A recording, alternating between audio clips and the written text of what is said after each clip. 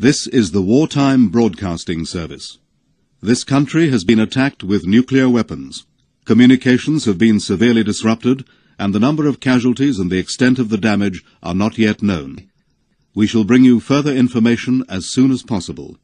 Meanwhile, stay tuned to this wavelength, stay calm, and stay in your own house. Remember, there's nothing to be gained by trying to get away. By leaving your homes, you could be exposing yourselves to greater danger.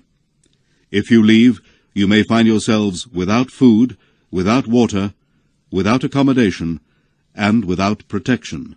We shall be on the air every hour on the hour.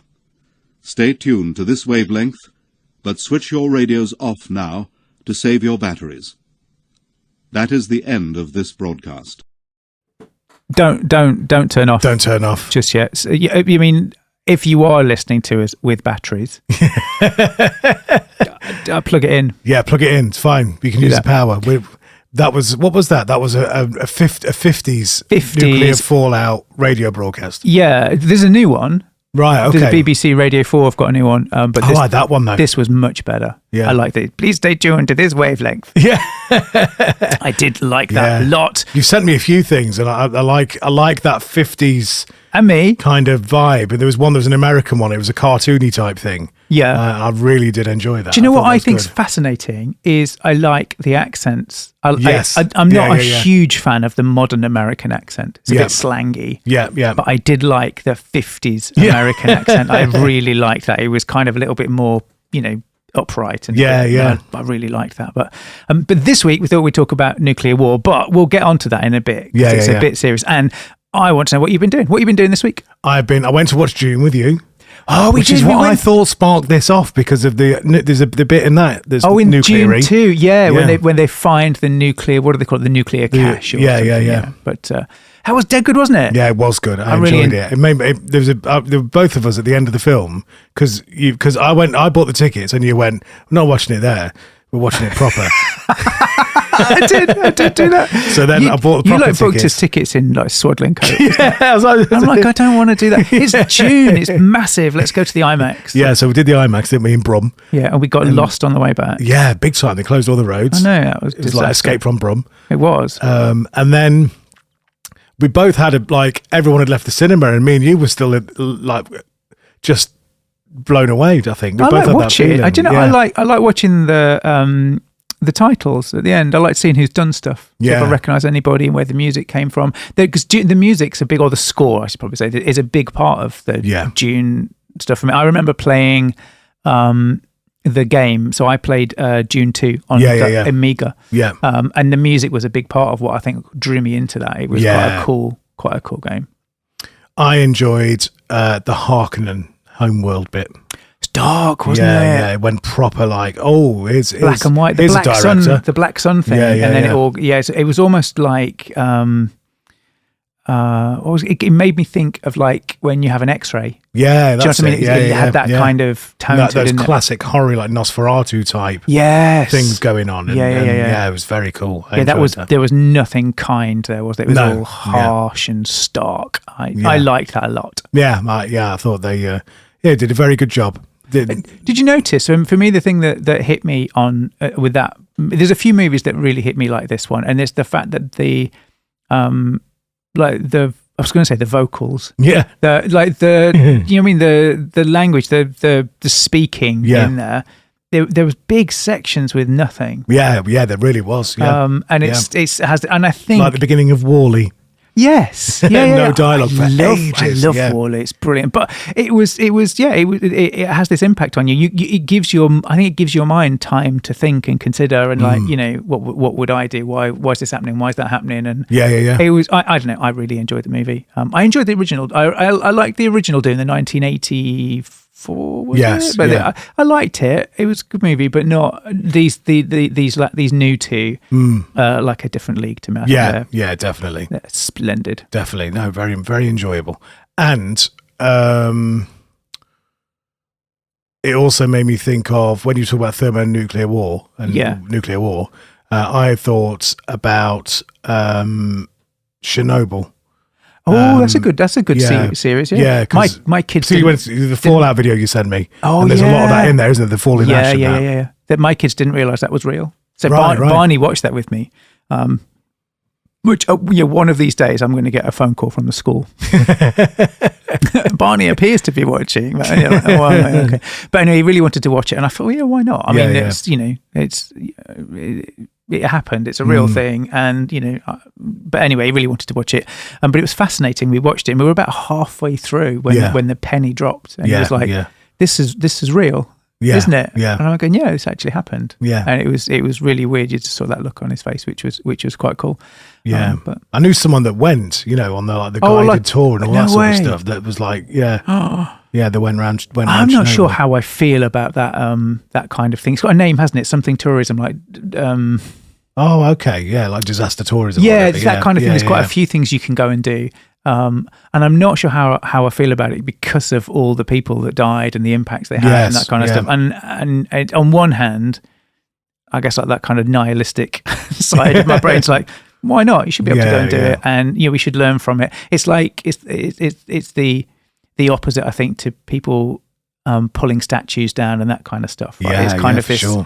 Yeah. Those statues, whether you agree with them or not, it doesn't matter. They're there to remind us of great people. Yes. And not so great people. And you learn equally from both, probably more from the bad ones, right? So having a statue of somebody that's related to slave trading, you're not glamorizing it. It's not like, it's not like a 14-year-old's going to see a slave trading statue and go, do you know what I want to be? I'm going to be a slave trader. It's not that, but it reminds us, oh, that happened. Yeah. We grew from it. We got better from it. And, do you know what I mean? And the Chernobyls of that kind of disaster tourism is a bit like that for me. It's kind of, maybe you should go and do it. But it's like when people go to Auschwitz and stuff, it's kind of like Disneyfying. Do you know what I mean? Something horrific that happened. And I'm not sure how I feel about that. Yeah. There was one of the things that I've done, because we had a week off last week, mainly because we went to watch Dune instead of recording, which I think I'm totally up for that. Do you know that we did? That's exactly what we did, actually. We totally traded the time to do the show to go and watch a movie. And the week before that, I was at the National Education Union conference, because that's kind of the day job a little bit. Yeah. And one of the things, little bit of your day job. And one of the things that's really, every time I go to the union conference, my biases get challenged a little bit, and my view of the world and my map of reality and all those things, it just gets prodded at a bit for me to kind of grow and think things a little bit differently and stuff. And one of the things I always seem to ground back to is some of the international work that the NEU does. So in this instance, it was Srebrenica, which is Bosnia. Right. And it was a genocide. It was a genocide that happened in the, and you say genocide, you think, oh, that must have been like, in the mid to early 1900s. It was in 1996, I think. It wasn't a long time ago. And, it's one of those things that, like you've just said with the statues, it's sort of brushed under the carpet now. People don't talk about it anymore, and it's not discussed. It's not the kind of thing you bring up in conversation, is it? You're all right? You're right, yeah. Not about this genocide, though. Do you know what I mean? It doesn't roll off a tongue, does it? No, but it does talk about the 10 steps to genocide, and I would implore anyone, is that a word, implore? Yeah. We'll go roll with it. Anyone to go and have a look at this 10 stages of genocide. Well, if you want to do a genocide. If you Step one. But also I bet have a plans in there, isn't it? Plan your genocide. Yeah, that's it. But looking at the things that go on in the world even now, and actually some of the ways that people talk about other people and that sort of stuff, there's some of it which, it isn't a million miles away from the early stages of what went on, in the Holocaust and horrible times like that. So anyway, that's fun. So that happened, but it got me thinking about, when you sent the videos earlier, that got me thinking about the same thing, because a nuclear war or a nuclear disaster is kind of a choice-based annihilation. Yeah, it's really fascinating, because if you, I've been watching a brilliant documentary on Netflix called Turning Point. Right, okay. And it's about Cold War and the nuclear bomb. Yeah. It's probably actually, that is probably where the idea for this actually came from. Right, okay. But it's brilliant. It rolls you through from World War II and Oppenheimer and generating the first nuclear bomb. Yeah. And dropping that on Japan. The interesting bit there is World War II was over by that point. Yeah. So I was talking to people. We had a team offsite, and I was chatting to people about this. And it's amazing the number of people that think that atomic bomb ended World War II. Yeah. And it didn't. So Hitler had already surrendered at that point. And now the war basically was between Japan and America, and Japan and Russia. Yes, yeah. And America wanted to end the war early because they didn't like that they'd had to succeed territory to Russia in Europe. So if you look at what happened in Germany, so East and West Germany, because Russia were part of the Allies, if you like, they were opposing Germany. They got half of Germany. They got East Germany, right? And then Berlin, if you remember, was split too. Yeah, so the wall, didn't it? Yeah. So that was Russia. Yeah. Oh, I didn't know that. And the bit that's really interesting is that America really didn't want to succeed. They didn't want to give up Japanese territory. Obviously, they were confident they were going to win the war, but they didn't want to give up any of Japan's territory. So if Russia entered the war, then they knew they were going to have to give Russia some of Japan, and they didn't want to do that. Wow. And they also came to this realization that the culture within Japan at the time was very much one of no surrender. So you don't surrender, you fight to the death. And America didn't know how to fight that. And then somebody was like, "We've got a big bomb." Yeah. So then they chose to do that, and then the documentary rolls from there, and then that bomb gets dropped. If you think about it, then that radically changed the nature of the world. Yeah, so, of course, so America were already a massive superpower. Already had this military might everywhere, but all of a sudden had this super alien weapon that put them. If you diss America, bomb you. You know what I mean? Say the bad thing, nuclear bomb. You give us all your oil, or the bomb's coming, kind of thing. You know, you had this hugely. Disparate balance of weaponry. Yeah, of course. So what happened is every other country started to throw money at nuclear development. So Russia did the same thing because they didn't want it. And China did the same thing. America gave the UK the plans to say, you're an ally, you should go and build some of these things. And then European countries did the same. And then this proliferation of nuclear weapons started. And then it really quickly went from 1 or 2 nuclear weapons to thousands of nuclear weapons. And probably within 5 years, we went from having a handful to then having enough to totally destroy the entire planet. And then that's when people started to get really scared. That's where the doomsday clock came from, how close we are to destruction. There were tons of scientists. Heisenberg was one of them, but also... Einstein, of course. Einstein. But it was interesting. Einstein just signed that letter. He didn't write it. Okay. That letter saying, this is having all these nuclear weapons is a bit weird. But then they did this with Gorbachev and Reagan, I think it was. They had this big meeting, and they had all these scientists saying, "There's no way, there's no winner in a nuclear war now.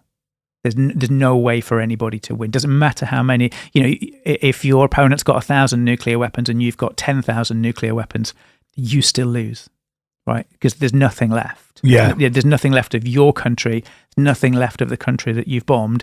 And all right, you may have gone underground and saved yourself, but when you come up, there's nothing left. There's no animals, there's no people, you can't drink the water. There's, so absolutely, you might have saved your skin. And in some of the recovery plans are verging on hysterical. Like in the 4-minute warning, one of the checks is the Queen on the yacht. So the Queen is the Queen's supposed to be on a yacht at sea somewhere. Yeah. And you're like, well, it's brilliant. So we've got a Queen. Yeah, that's just what I needed.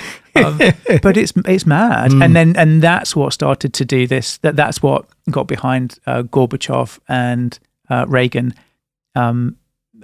Scaling back the number of nuclear weapons, because the nuclear weapons we've got now are orders of magnitude more powerful than the ones that were dropped in Japan. Yes, of course. Yeah. It's just absolutely bonkers. I mean, some of these things drop hundreds of warheads. Yeah. And, it's just absolutely insane.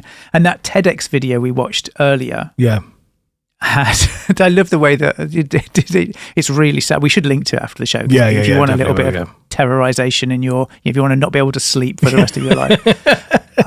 But he said, look, basically, if you're near any kind of vaguely civilized infrastructure, there's a nuclear bomb pointed at you. If you're near a city, nuclear bomb pointed at you. If you're near a petrol refinery, nuclear bomb pointed at you. Near a big school, nuclear bomb pointed at you. Near a university, definitely a nuclear bomb pointed at you. And he says, like, for all the maps and things that people are saying, oh yeah, they're definitely going to target military installations and stuff. They're not. There's so many of these nuclear weapons, basically targeting anything with a light bulb. So the chance, you wouldn't, the size of the country like the UK, we wouldn't get hit with one nuclear weapon. We'd get hit with 1,000. And there'd be nothing game left. over. Yeah, but that Netflix documentary, that Turning Point, is phenomenal. It's not funny, No. but it is excellent. It's really, really excellent. It covers the fall of the Berlin Wall. Yeah.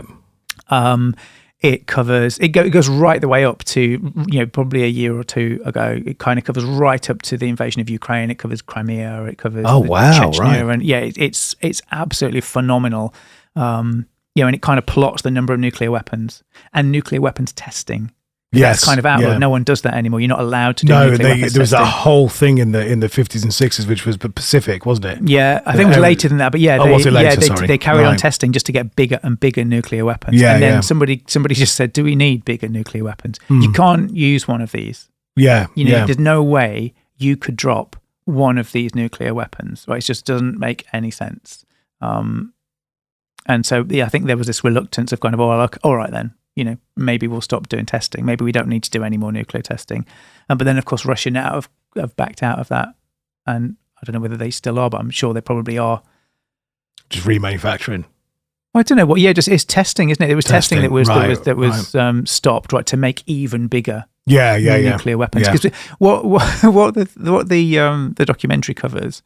And I hadn't thought about this, because you think about these nuclear weapons and they're all pointing at each other, right? And it's properly like a Mexican standoff, right? Where they're all pointing guns at each other. Yeah. And you think, well, I kind of get that, right? It's probably not the way I would choose to have peace. But it brings peace, right? It's stalemate. Yeah, you can't use these things. But then the documentary said the problem is, once you make a nuclear weapon that's like so big it can destroy an entire country, what happens when it goes wrong? Do you know what I mean? What happens when you accidentally blow yourself up? Yeah. And then, there's another interesting bit in there where it talks about, I might have read this actually, where it talks about all countries pretty much that have got nuclear weapons, that have got pointed at their opposing, their enemies. If they detect incoming nuclear weapons from another country, that is all that's required for the president to click the button. Wow. Right. So there's no other validation needed. It's just, we think something's coming to us. You can click the button. Yeah. But there's no like secondary validations and things like that. It's kind of, once that happens, like and when you've got Trump in charge of that button, in the States, the nuclear football, wow. that's what's needed. So there's a huge amount of scientists kind of saying that's probably, that's not a great thing. Yeah. And it's not aliens, because in Independence Day, when they pressed the button, it didn't do anything, did it? But can you imagine aliens coming? Yeah. Like, can you imagine? I mean, there's this. We talked about the 3-body problem. Yes. Which you've not watched yet. No, I'm not. I mean, you've had a whole week off and you've still not watched it. And I'm still on Mayans. I'm still on motorbikes. Have you watched Silo yet? No. Yeah, no, I've watched Silo. I like Silo. So, anyway, 3-body problem is brilliant. I really like 3-body problem. But the first part of it is about discovering the aliens and blah blah blah. Right? It's got aliens in it. Oh, it's all about aliens. Oh, it's I'm watching entirely it. about aliens. Yeah. So they discover an alien race. Essentially, aliens get in contact. We then get in contact back. Then a nice alien messages to say, "Don't get in contact back again, because they're going to come and destroy your planet." Right. And then the girl in China who answers it, she's had such a really poor experience with humans. Yeah. And she was just like, we can't manage ourselves. You've got to come and do it for us. So she messages back saying, come and sort us out. Come and sort us out. So they do. Oof. But the bit that is brilliant, the bit that I want to get to is the second series, which isn't out yet, but they're based on books, right? So you can kind of read it. It's based on this dark forest concept. Right. So I don't know whether you've come across that. No. But the dark forest concept is that And it kind of goes back to the Fermi paradox. I've heard of it. I can't remember what it is. So the Fermi paradox is when you do the maths and you calculate how many habitable planets there should be in the universe. What I remember. Yeah. There should be loads. Yeah.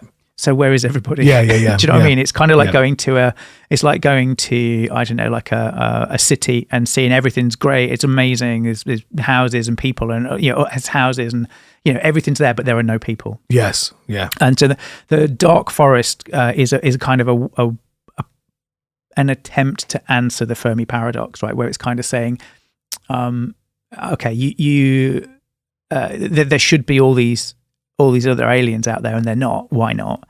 The dark forest theory is kind of saying, well, the aliens learn pretty soon that if they become noticed, the other aliens will come and invade them, right? So either one of two things will happen. There'll either be a happy relationship and they'll perhaps trade or whatever, or they'll get destroyed. And the risk is so high that a more advanced race will just come and take their world from them and take their things from them, that they choose to stay quiet. Right. Yeah. So that's the dark forest idea. Yeah. Yeah, basically just stay quiet because you're going to get destroyed. And it all of that stuff to me. And there's the other bit. The other bit that's kind of tacked onto the side of this is the Drake equation. So the Drake equation is the equation that the Fermi paradox is based on. So the Drake equation calculates how many habitable worlds are out there. Yeah. Given the size of the universe and all the other bits and pieces. When they first did it, there was they did the numbers for it, and it's astronomical. The huge number of habitable worlds, and they tweaked it by adding an L at the end. Right. And this, when I remember reading, I was to read this, or I might have been at a talk. It might have been a talk somebody gave. But anyway, I'm sitting there, and I still remember the kind of explosion going off in my brain when they said, "Oh, it was modified in like 19 whatever." To add an L on there for civilization lifetime, and that was added because the expectation or the realization that once civilizations have sufficient technology to destroy themselves, they probably will. Right, got it. Yeah, I've heard that one before. Yeah, I mean, it's kind of which is where your nuclear winter comes in, isn't it? Yeah, how mic droppy is that? Yeah, right. So you get to a point where you become technologically advanced enough to go and message alien races and get out, because you need a huge amount of power to do that, right? You can't, you need a massive amount of power to go and send radio waves across the cosmos. Once you figure out how to do that, the chances are that your radio waves are so short-lived. So, maybe 100 years, 200 years before some despot nut job with a massive nuclear bomb just absolutely destroys, everyone on the planet. Yeah. And then at best, some of you might still be alive, but you've gone back to the Dark Ages. You've got no electricity, you've got nothing. Yeah. Or everyone's completely dead. Yeah. Except for like 6 people on the ISS. Yeah, of course. Yeah. Do you know what I mean? And it's like, which is there's a book that I read in Neil deGrasse. Nope. Oh, another one. Oh God. Neil Gaiman. No. I don't know how many more Neils there are. They're the only Neils that I know. It's not a Neil that I knew before I read the book either. Might not even be called Neil. Probably all the best people are called Neil. I think I'll remember and I'll message you later. And then if we remember, we'll put it on the Tinterwebs. What will actually happen is you'll just there'll be no context around it. In 3 days, you'll just message me a surname, and I'll be like, "What?" That's exactly what's going to happen. I forgot. And then you'll be like, "Oh, that man we talked about like a week ago." Oh, right, yeah. No, I get it. And here's the book is about that. The book is about the self-annihilation of the species and the few people that managed to get out of here. It's very good. It's very good. In fact, I think they had to blow the planet up because of something. They had to blow it up. It was to do with the reset, like a big reset or something. Oh. Yeah. Just murder everybody. Yeah. And then the others went and lived behind the moon and started again. One of my favourite crappy movies is called Moonfall. if you've seen that one. No. If you've not seen Moonfall, I'm not suggesting you go and watch it, but it's very funny. It's not supposed to be funny, but it's about the gravity, something about gravity, and the moon gets closer to the Earth. Yeah. But there are bits in there where the moon actually like glides across the Earth's surface, and people are just standing there watching it. You're like, I'm not sure that's how it would work. I'm not sure. I'm not. So the title of the podcast episode is "How do you survive a nuclear attack?" We don't. You're just going to die. The bit that's funny about I like the bit on the 50s video where it says duck and cover. Just go and build yourself a little shelter and dig in the ground. Go, you can get normal stuff. Yeah. If you live on a farm, just bring the cows in. Yeah, just bring the cows in. Just make sure the fallout doesn't get on the hay. Yeah, of course. So that bit that was nice, and just stay in your house, but just don't go near the walls too much, and you'll probably be all right. Yeah, and probably. it's like, that's not going to happen, is it? Probably. I think the thing is, you think about it, in the 50s, might have been, because the nuclear weapons they weren't as good. A bit smaller, and there were fewer of them. Yeah. I think today... Once one goes, they're all going, aren't they? I think the reality of the situation today is that so schools and things are taught to, it's still taught duck and cover, so the children will get under the desks. Yeah. You will be told to get out, if you're in a car, get out of it, get into a building, get underground if you can. Yeah. All of those things. But the reality is that you just, I think... Get the Queen on the yacht. Yeah, get the Queen on the yacht. This might be my nihilistic brain a little bit here, right? But all the people that the plans are going to save are the people that got us into nuclear war in the first place. And I'm not sure how I feel about that. I just think that's bonkers. So all of the despot politicians who are, egocentric, declare. I think what we probably need is some women in charge of the nuclear. Yeah. Because I just don't think women would do it. It might be a very sexist thing to say, but I just think they're generally more. They try and figure it out first. Yeah, they talk about it. They're like, do you know what? Let's have a chat. Do you know what? Whereas they're like Trump is like, just blow it up. I am so important and so clever, and I've decided to blow everything up.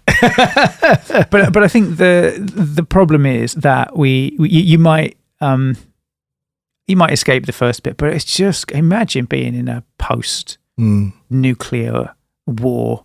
There's world. A lot of entertainment that isn't there now? Oh yeah, 28. I love all that stuff. It's always things. If you look at the movies over the past, let's say 20 years, they've not been nuclear war. It's been virus. Yeah, that's very true. So with virus, post-virus, that post-event, post this stuff, it's not been nuclear war. I think we're due some really good nuclear, post-nuclear stuff. It's got to be. If you're a director and you're a writer, get on it. I think people are going. It scares the crap out of me, honestly. Isn't there a new Fallout series? If I made that up, or a film? Know. The game. Yeah. I don't know. And I thought that was another reason why you chose this thing. No, I don't know. Something's just landed that's based around Fallout, I think, or will be soon. Don't know, but I think that's the kind of, I think that would keep me awake at night. Yeah. Like I'm over viruses. Yeah, we did that. We've done that. Beaten it. Completed that, mate. Fine. Not bothered about that anymore. It's like if there comes alien virus, I'm like, whatever. You know what I mean? We'll wear masks. We'll clap. It'll be fine. So we know how to deal with that. We know we'll clap. We've got all that solved, right? Haven't we? Do you know what I mean? We'll have like a nightly thing where Rishi Sunak will wear his too short trousers, tell us to clap, he'll tell us to wash our hands, and it'll be great, we'll be fine. Yeah. But the whole nuclear thing, I'm like, that's you know what I mean? Yeah. There's no short length of trousers that's going to solve dead, that. He's too spindly. He's just going to be whoosh, he'll be gone. Do you know what I mean? Yeah. And it'll be all the good thing, all the fun things, or they'll all just stop working. Yeah. But the internet will stop. Yeah, straight off, yeah. What are you going to do? You'd have to go on that AM frequency radio of 620 or 1240. Stay on this wavelength. Yeah, what was the word? Conrad or something? No idea. Conrad, I'm sure it was called. Is it? Yeah, the frequency thing. How would you tune in to this wavelength in your house? Have you got a thing that can do that? I'm getting one now. Are you? Yeah, we get a battery radio. Well, they do wind-up ones for war zones. Do they? Yeah. That's what we're getting into. You could do that, yeah. Probably from the middle aisle at Lidl. Problem is they've shut it all down. Oh, there we go then. So, and this is where it gets amusing, I think, or a little bit amusing, is that there's the analog wavelengths in the UK are too Of congested. course, yeah. And they're not very efficient. Yeah. So It's all gone digital. Yeah, they're just trying to clear it all so they can run digital, because digital is a lot narrower. So they can put more in the same space. Yeah. So you can't tune into any wavelength. No. Because there are none. No. You have a digital, you got to have a wind up digital. DAB. Yeah. Can you get a battery DAB? I doubt it. Amazon will sell it. Or Temu, or I was going to say Wayfair. Temu, yeah. Wayfair. What's that one? Is it Wayfair? Banggood? I don't know any of these. They do all of these. Yeah, they're all the Chinese, Right. Chinese versions. They're brilliant. The stuff that you can get on there. Like I saw somebody. It was an anus shield. Oh, really? Yeah. Well, that's going to be important for a nuclear winter, isn't it? It is, yeah. It's posterior protection. Can you imagine that? That's what you want. Imagine Rishi. Wash your hands, clap, put your bum anus, shield. Yeah, put your anus shield on. Assume the position. But it's just mad, isn't it? So what we've concluded then? Nuclear's bad. I wouldn't go Nuclear that far. energy's all right. Yeah, I like nuclear energy. I'm a big fan of nuclear energy. I think that's really good. Yeah, but nuclear war, not so good. Do you know, I saw this thing about nuclear energy, and it said, why don't we launch nuclear waste into space? Yeah. So why don't we do it? Yeah. Right, because we put nuclear waste under mountains and stuff. So we kind of keep it. I've said this before. There's a brilliant organisation that have been set up to create the myths for the future when it is post-apocalyptic, to tell people to keep away from the nuclear waste. But they're saying that there's evil below here, like evil gods and beasts, and don't keep away from here. I quite like the idea that obviously lots of human knowledge and history will get lost. Yeah, and like someone will find our podcast. Yeah. Do you know what I mean? And they'll be like, "Oh, so this is how civilization was. This is how humans did things." And I like that idea. Yeah. I like the fact that we will be like in 1,000 years time. Yeah. Well, probably like 10 years time. But we'll like be immortalized, and someone will like they'll be like we'll be like gods. Yeah. Do you know what I mean? And they'll be like Neil and Chris like ruled the world from Swadlincote in Derbyshire. Yeah, in a studio. Yeah. Yeah. And they'll be broadcasting. There'll be gold statues of us everywhere, and they'll do that thing that they did like to the Romans. So we'll all be really muscly. Yeah. Do you know what I mean? Oh yeah, that's it. And then they're all naked, aren't they? They're all naked. Yeah. And then there was what did I see about? This has gone on a real rabbit hole. I can feel my brain going down the hole already. There's a thing where if you see those Roman statues, they've all got really tiny willies. Yeah. And I was at a talk. It was like a walking history talk of an area, and somebody said, "Why do they all have such tiny things?" And some of them have been broken off. And she said, "It's tempting to think that breaking off of the penis is like a new thing." She said, "It's not. It was done a long time ago." Yeah.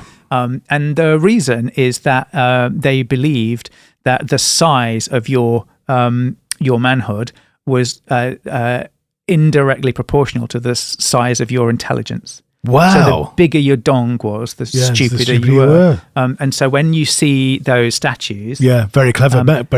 Yeah, they're very, very clever. So they've all got teeny tiny winkies. Yeah. Ah, there we go. I didn't know that. There you go. Always learning. I know. And it was one of those things where you kind of thought, I was like, this is the funniest thing ever. And it just felt so inappropriate to... Do you know what I mean? Yeah, and you start thinking, well, how do they measure it? Like, do they like say, oh, well, we think that...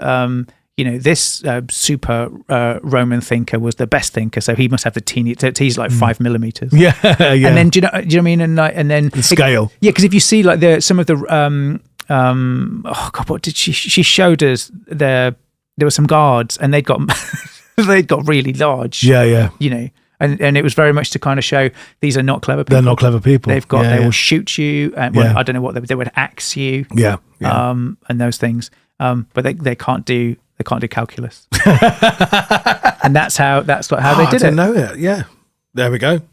And I mean, every day is a learning day. Every day's a school day on Hopeland, isn't it? Yeah. We've got it's somebody asked me what our podcast's about. Yeah, it's really hard to describe, isn't it? Where we shoot from nuclear fallout to tiny willies in the space of minutes. So, but that would get lost, wouldn't it? Yeah. Imagine if that information got lost. Yeah. And then like someone discovered those statues. Yeah, it was like, well, they weren't very well endowed, were they? Yeah, they've got tiny willies. They, or they got it the wrong way around. Yeah. Or, it's weird, isn't it? And I wonder how much stuff we've done now in the world and how much we've learned now that is actually wrong and inaccurate and not Somebody not fact. said, and this is another thing that I read. I quite like reading.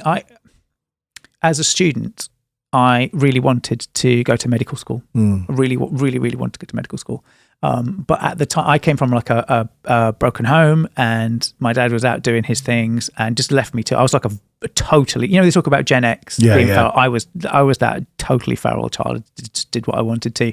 Got through my A levels basically because I got nothing else to do. Yeah. And I kind of thought I don't want an actual job. So I kind of bumbled my way through. All that kind of stuff. I didn't really know what I was doing, but I wanted to go to medical school, but then didn't get enough grades to do it. So I like reading about it. Right. Okay, so I like reading about medical school, and I read this fascinating thing that said by the time you begin med school, but before you can start med school, you have to have a degree. Yeah. So you have to go and do your degree, and then you can go do med school. So you've already been studying for a long time. And they say from when you begin medical school to when you complete medical school training, 30% of what you learned is now wrong. Wow. Which is huge. That is huge, yeah. Isn't it? Yeah. And then I read about it as part of the GP. The GPs and doctors are complaining about, they've made a whole bunch of stuff about, salaries and working conditions and stuff. And they were just saying that there are very few professions where you're like that. It's the churn and constant learning is intense. It like never changes. That you're constantly learning about how to. Because what you did 3 years ago is totally wrong. Well, yeah, but you're always wrong as well. It's like you think about doctors now having to deal with trans people and trying to deal with stuff, vaping and things that just didn't, when they did their training, didn't exist at all. And the guidance they were given. I was listening to somebody talk about doctors talking about transgender, and the way they were taught about it was basically for under 18 trans patients that come in, and they're kind of confiding in the doctor and saying, hey, I think I want to be a different sex. Yeah. And the guidance was just to like give them some paracetamol and tell them to go home for a bit with the hope that it would sort itself out. Yeah. It's kind of, look, it's probably not life threatening. It's probably, they're probably going to be all right. Probably by the time that they're 18, they'll have they'll have sorted it out. Yeah. And it's bonkers, isn't it? That the changes, but yeah, I just thought it was a fascinating fact. 30% over what would be like 4 years. Yeah. It's incredible amount of change. Yeah. Ooh.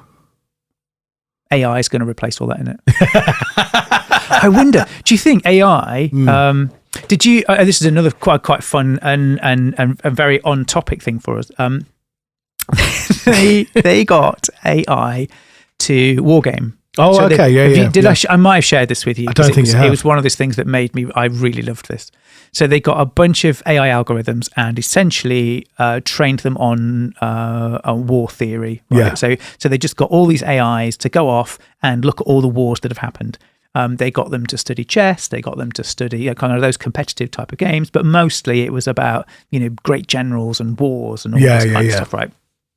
And then what they did was they started to let the AIs do battle with each other. Right. So essentially, they would pretend and say like, hey, you're China, you're Russia, you're the US, you're Europe, you're India, you're Pakistan. Go and do war. And what the AI did in every case was, so the first country to do anything a bit bad. So the first country would do something, and it would be like this is a bad thing. We're going to bomb a thing of yours. Yeah. And then you respond by sending 20,000 nuclear weapons. And they all did it. They'd all been trained independently. They were trying to develop this, like kind of like an AI general that they could use in wartime. And everything was just in all cases, what it does, and it makes sense if you think about it. In all cases, what they do when you've got a nuclear arsenal, if you remove the nuclear arsenal, they go back to fighting like you would play chess. It's kind of very much moving things around and being strategic and stuff. Once there's a nuclear arsenal, it's kind of like, you accidentally drop a bomb on one of my islands. 3,000 nuclear weapons on you. And it just went back really hard, really fast every single time. Wow. And they were saying that, as much as it was kind of a massive shock to everybody, with game theory. So, I mean, game theory states a bunch of stuff, but essentially game theory says be nice to people. Yeah. But game theory also states that if somebody retaliates, if somebody hits you, you hit back hard. Yeah. Right. Yeah. Every case. So given a choice, you're nice and you will always win. So game theory is kind of like collaboration and cooperation always results in a better end situation than fighting. In every case, you never win there's no winner in a war. So even if you didn't start it, civilization, all the parties involved, everybody suffers in case of any kind of war. So always be kind to people, but if somebody hits you, you hit back with everything you've got every time. Wow. And that's what the AI did. Yeah. Every time. Yeah. And then I think they came to the conclusion that they weren't going to let it loose with the nuclear arsenal.